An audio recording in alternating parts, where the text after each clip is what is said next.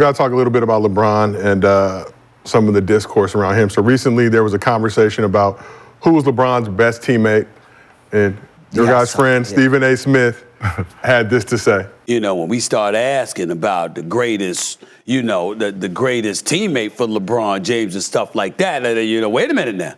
Wait a minute. Let's not forget Dwyane Wade. If it weren't for Dwyane Wade, I could make a legitimate argument there would have never been a Kyrie. LeBron didn't know how to win until he got to Dwyane Wade. Let's call that what it is. He didn't want to go to the free throw line. He didn't want to take potential game-winning shots during an all-star game. It was a lot of stuff that happened. But the combination of South Beach, Pat Riley coming to Cleveland and putting them rings on the table. You want one of these? Am I lying? So, Rich, what are your thoughts on Stephen A. saying LeBron didn't know how to win until he got with Dwyane Wade? I think I understand what he was trying to say. It just didn't come out how he probably wanted to say it. When you talk about each teammate, you know, and I'm gonna be quick with this, like I think it's unfair to try to decide who was the best. Mm-hmm. They all won. Yep. That's the goal, to win. I think there's different moments and times. What I will say is about D. Wade specifically is the art of coexistence matters when you're trying to be successful at anything. Mm-hmm.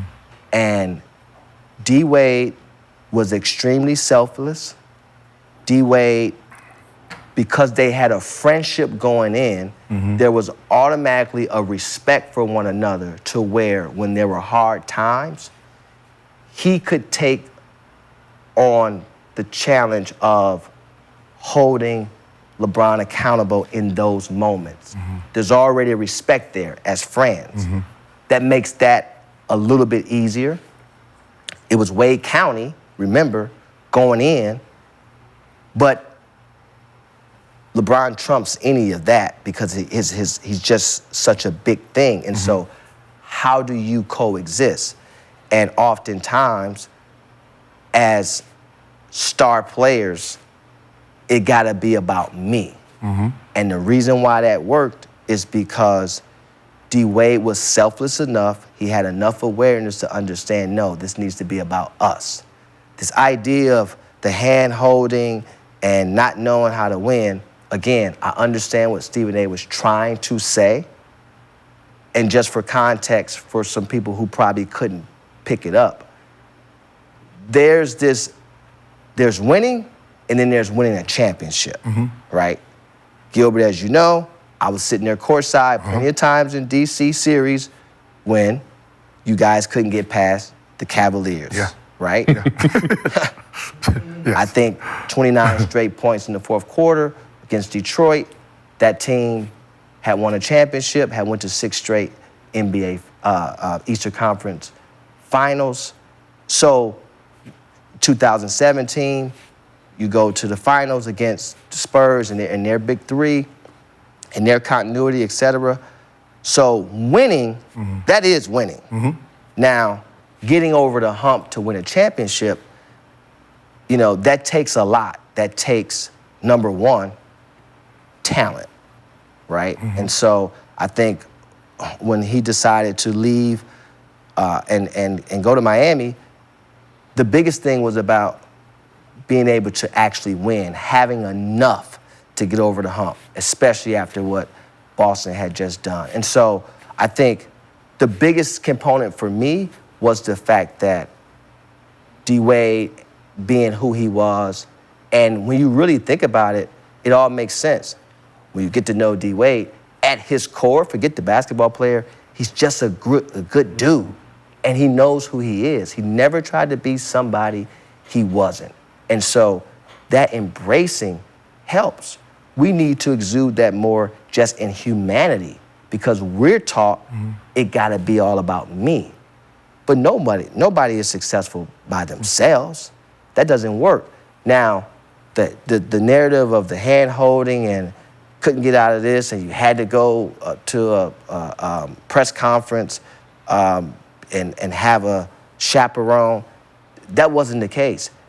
That first year, they were trying to make sure that both parties felt prioritized. So there was a strategy of doing the press conferences together so no one would seem to be above no one else, which is actually the right thing to do. But that can't be looked on him saying like, oh, I needed this chaperone, because I don't agree with that. But again, I know what Stephen A. was trying to say in that manner. Now, Kyrie's in the finals, so I'm not going to touch on him because I don't want to distract him. I will say his talent was a huge reason why the return is there, right? The belief to know you can win. And then when you think about AD, again, Midwest, know who he is. When you think about AD's parents, great people. You know, there's no there's no noise that says that creates this animosity or this competitiveness internally, right? Because that tends to drive a wedge. But I was there, Randy was there, Maverick was there, Glow was there, Savannah was there. The supporting cast was there, so it wasn't like, you know. It's all on how you come into the NBA, right? So when you look at Dwyane Wade, he got to be an entity for 1 year, right? 16 points a game, and then a mega star came in, which was Shaquille O'Neal. Yes. So he got to grow with another entity. He got to learn from another entity that was bigger than him, right? So he already learned how to coexist with something that was big. So when LeBron comes, he has this already. I know how to deal with this. Yes. This is easy for me. I'm older, I'm better, but I know how to deal with this. Yes.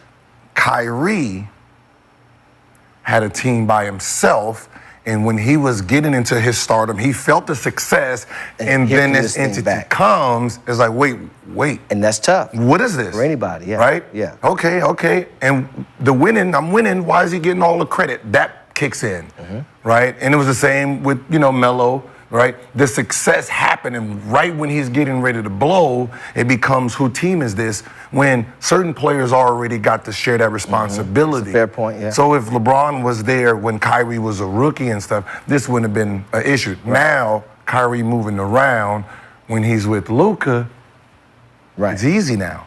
And like I've already tested on. Same thing with AD. AD got superstars to come in, and he learned. And he already learned. Yeah. But yeah, I think. But I'm not choosing which one. I think. They're all different. I think they're all different, but I think you embrace, that partnership for all of them, and because they really all won.